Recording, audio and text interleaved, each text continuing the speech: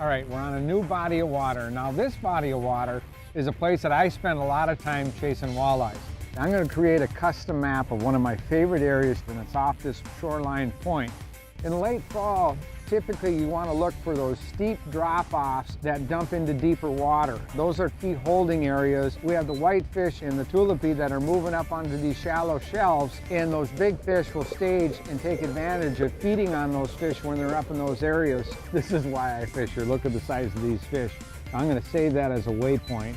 Even though I have detailed mapping, Insight Genesis custom mapping will show me the bottom composition. It'll show me the density, the hard spots, the soft spots. You can see the double echo. We know that's a really hard bottom.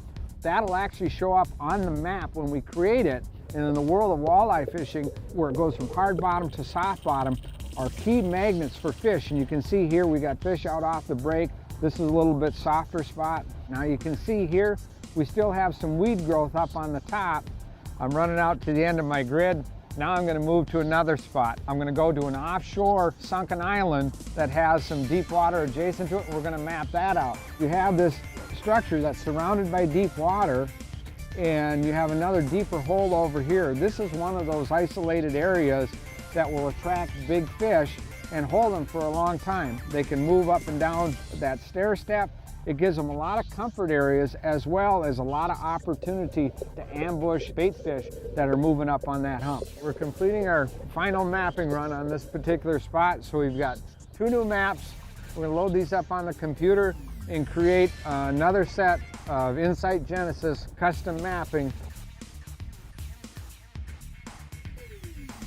Well, we uploaded the sonar logs that we just recorded. Let's zoom in, see what we got.